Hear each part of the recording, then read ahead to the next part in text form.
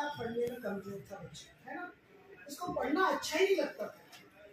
तो बस दिन भर अपने किताबों में, कहानियों में इसमें लगा रहता था। तो उसके फ्रेंड्स भी कहते थे कि भाई तू पढ़ा कर, तू पढ़ता ही नहीं है, पढ़ने से क्या होगा, पढ़ने से कुछ नहीं होगा, मैं तो बहुत बड़ा ऋषि बनूंगा, महात्मा बनूंगा, पुरुष बनूंगा। कि देख, जब तक तू पढ़ाई नहीं करेगा, ज्ञान अर्जित नहीं करेगा, तब तक तू जिंदगी में कुछ नहीं कर सकता। लेकिन उसके तो कुछ भी पल्ले नहीं पड़ता। वो कभी चिड़िया से बात करता, कभी इधर जाता, कभी उधर जाता, कभी किताबें, ये मोबाइल देखता, है ना। फिर जब उसने देखा कि मेरे तो सब साथी आगे बढ़ते जा रहे हैं और मैं तो बहुत पीछे, क्योंकि जब बच्चे आगे बढ़ जाते तो वो पीछे रह गया, तो उसको अंदर से ही ये बात लगी कि वास्तव में मैंने बड़ी गलती कर दी। अब क्या कर सकते, लेकिन उसका ईगो हर्ट हो रहा था। वो किसी के सामने कुछ तो उसने छोड़ो, ये जितने भी होते हैं ना ऋषि मुनि, ये भी तो तपस्या करने जाते हैं, मैं भी आज तपस्या करने निकल जाता हूँ तो मुझे ज्ञान मिल जाएगा। तो वो वहाँ जाके पेड़ के नीचे बैठ जाता है और ओम नमः शिवाय, ओम नमः शिवाय का जाप शुरू कर देता है। मुझे ज्ञान दो, ज्ञान दो। वहाँ पर एक तपस्वी आता है, वो देखता है भाई ये बच्चा तो ज्ञान प्राप्त कर रहा है, किसी गुरु के पास नहीं गया और कहीं नहीं गया, लेकिन सिर्फ ओम नमः शिवाय के जाप करने से ये कर रहा है। तो अब इसको सीख कहते हो, क्योंकि मूर्ख के आगे कितना भी ज्ञान दो, मूर्ख के कोई पढ़ने पढ़ने वाला भी नहीं है ना सुमन। तो उसने क्या करा, ऋषि ने जाके और नदी में और पुल बनाने लगा, रेत से पुल बनाना। तो उसने देखा कि लहरों की आवाज आ रही है, कहीं मगर तो नहीं आ गया। उसका ध्यान भटका, तो कहीं मगर तो नहीं आ गया। देखा मगर भी नहीं है, कोई मछली तो नहीं आ गई, वो भी नहीं है। तो उसने देखा कि एक ऋषि, एक लड़का सा, बच्चा सा, और रेत इकट्ठी कर रहा है और पानी के अंदर पुल बना रहा है। तो उसने कहा कितना बेकार कोई रेत के अंदर, रेत से पानी के अंदर पुल बना सकता है क्या? तो बार बार बह के जा रही थी। तो उसने कहा इसको मैं थोड़ा ज्ञान दी, इस मान ही नहीं रहा है। अरे भाई बच्चे क्या कर रहा है तुम? कि मैं तो है ना पुल बना रहा हूँ। कि पानी के अंदर पुल, ये तो बह के जा रही है।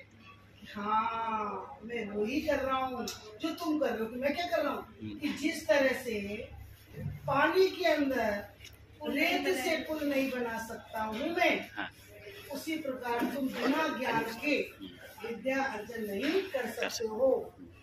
तो उसकी आंखें खुली, उसके चक्षु खुले, उसके अंतरात्मा को ज्ञान हुआ कि बिना ज्ञान के, बिना शिक्षा ग्रहण करे हुए हम केवल तपस्या से ज्ञान प्राप्त नहीं कर सकते। तो बच्चों, हमको कर्म करना है और ज्ञान प्राप्त करने के लिए पुस्तकों का अध्ययन करना है, तो गुरु के चरण में जाके हमें शिक्षा में सबसे पहले तो ये सतत एक प्रक्रिया है जिसमें बच्चे की शुरुआत से हम कंटिन्यू समय समय पर उसका आकलन करते रहते हैं, कितना उसने सीखा, कितना क्या किया। तो ये वर्ष पर्यंत जब तक वो स्कूल में रहता है तब तक उसका आकलन बराबर पूर्व ज्ञान के ऊपर और उसको आगे सिखाने की प्रक्रिया जो चलती रहती है, उससे हम उस बच्चे का असेसमेंट करते रहते हैं। ये लैटिन भाषा का ही शब्द असेसमेंट इसका ही है, हिंदी रूपांतरण का आ गया। तो कंटिन्यू तय करने की एक प्रक्रिया सतत, जिसके तहत आकलन के उद्देश्य है। सबसे पहले हमारे सामने आते हैं आकलन के उद्देश्य में सबसे पहले शिक्षण पूर्व उद्देश्य। जब हम उसको नई कक्षा में आता है, उसका पूर्व उसका क्या ज्ञान है, उसके आधार पर उसका आकलन करते हैं और फिर उसमें हम क्या सुधार कर सकते हैं, वो सेकंड उस पर आता है स्टेज पे। और उसका करने के बाद में पूर्व ज्ञान आ गया। उसके बाद में अधिगम में क्या कठिनाई आ रही है, उसको क्या कठिनाई आ रही है, क्या सीखने में उसको कठिनाई आ रही है, उसको समझाया जाए, सिखाया जाए लर्निंग मेथड पे। और जब वो सीखता है तो उसके तैयारी में और अच्छा प्रभाव पड़ता है। और अनुदेशन की योजना कि उसको किस तरह से एक प्लानिंग पूरी होनी चाहिए कि हमें किस तरह से इसका और विकास कर सकते हैं और प्रभावशाली इसका ज्ञान को बना सकते। उसके बाद में दूसरा आता है अपना शिक्षण के दौरान उद्देश्य। शिक्षण के दौरान जो उद्देश्य है वो मेन चीज है अनुदेशन की प्रभाविकता को जानने में, इस पे क्या इफेक्ट आ रहा है, ऐसे रिएक्ट कर रहा है, उसके प्रभाव को देखना मेन चीज। कि कितना इसने ज्ञान अर्जन किया है, कितना इसका बड़ा है ज्ञान, उसके ऊपर उसका आकलन किया जाएगा। विद्यार्थियों की समस्याएं जानने हेतु क्या समस्या उस बच्चे को आ रही है सीखने के अंदर, या अपने सिखाने में कोई दिक्कत हो रही है, या अपने सिखाने के माध्यम में तो अपन को चेंज करना है जिससे वो इजीली तरीके से सीख सके और उसका शिक्षण अच्छा हो। अनुदेशन के बारे में प्रतिभूति, फीडबैक, पिछला क्या सीखा उसको भी पूछता रहना बराबर, ताकि उसके स्थायी ज्ञान का उसमें समावेश हो सके। तीसरा आता शिक्षण के उपरांत उद्देश्य, शैक्षिक संप्राप्ति, प्रमाणन हेतु। अब उसने कितना सीखा है, जो हम इंस्टीट्यूट में जो असेसमेंट लेते रहते हैं उससे बराबर उसका सीखने की जो प्रक्रिया है वो चलती रहती है। कितना सीखा, नहीं सीखा तो उसको क्या करना है, ये बात। छात्रों की कितनी संप्रवृत्ति की है के आधार पर ग्रेड प्रदान करने हैं। अब कैसा उसने सीखा है, ग्रेडिंग में उसके कितना सुधार आ सकता, कितना वो लेके आया, ये उसका आकलन। ग्रेडिंग मेथड, वैसे मैं थोड़ा सा बीच में थोड़ा सा इंटरप्ट कर रहा हूँ। ग्रेडिंग सिस्टम जो अपनी न्यू एजुकेशन पॉलिसी है, ये अमेरिकन पैटर्न पे है, और अमेरिकन पैटर्न पे होने के कारण इसमें ग्रेडिंग सिस्टम, खाना नाश्ता स्कूलों में, ये सारा सिस्टम वहीं से लिया गया है according to encyclopedia of Britain. के अंदर पूरा दिया हुआ है कि ये ज्ञान जो अब जो चल रहा है हमारे देश में, ये अमेरिकन पैटर्न है, जिससे ये चेंज आएगा।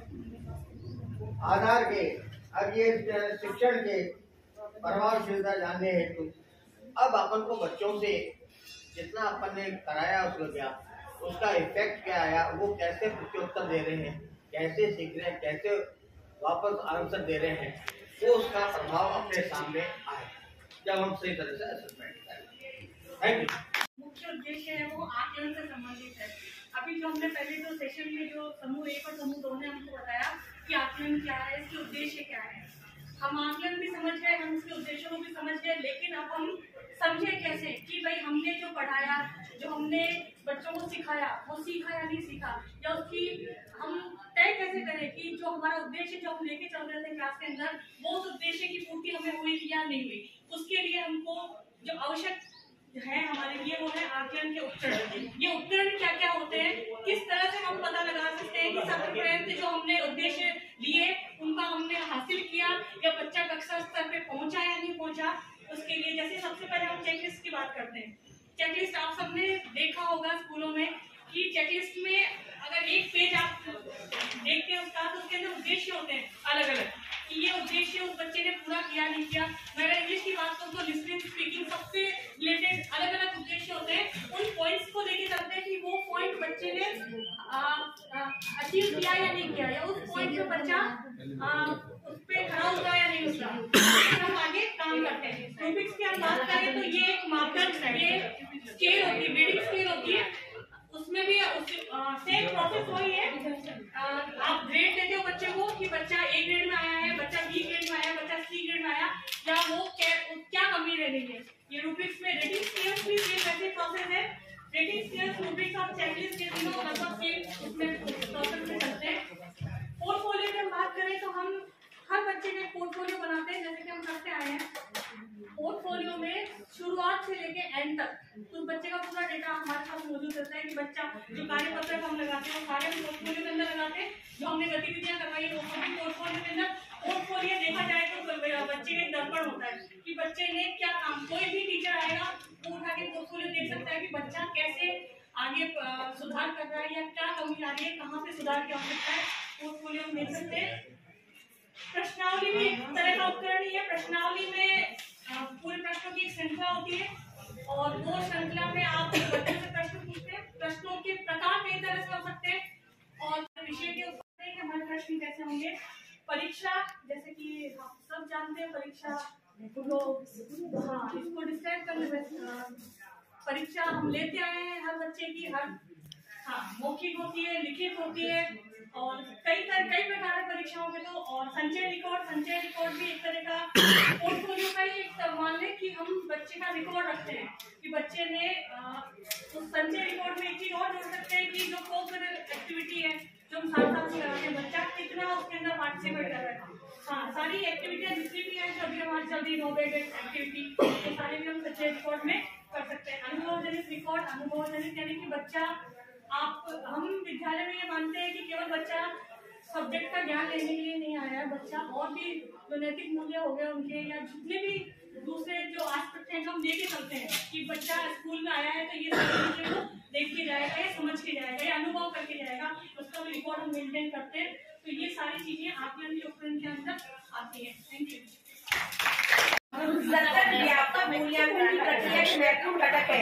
एक जानकारी को इकट्ठा करना, व्याख्या करना, संख्यात्मक अंकों, ग्रेड के साथ साथ गुणात्मक शब्दों में दी जाती है। ये इसमें बच्चों का इवैल्यूएशन होता है, आकलन किया जाता है। इसकी ये टेक्निक्स है, टूल्स है, इन सब चीजों से हम बच्चों का आकलन करते हैं। जैसे उनका पोर्टफोलियो बना लिया, बच्चे पोर्टफोलियो बना के रखते हैं स्कूल में। बताओ क्या पोर्टफोलियो का जो अपन करते हैं ऑब्जर्वेशन, जैसे बच्चा आया तो उसके बारे में अपन सामान्य जानकारी लेके वो क्या काम कर रहा है, वो होता है पोर्टफोलियो। उसके बाद होता है चेकलिस्ट में अपन उसने जो प्रोग्रेस की है उसके बारे में नॉलेज होती है। रेटिंग स्केल है, रेटिंग स्केल के अंदर अपन उसका टेस्ट करते हैं, गुणवत्ता की जानकारी लेते हैं कि उसने क्या क्या गुण अपन से ऑब्जर्व करके उसके अंदर रखेंगे। डॉक्टर रिकॉर्ड होती है, छोटी घटना या घटना के घटने के बाद उसके लिखने की का विवरणात्मक सारांश होता है इसमें।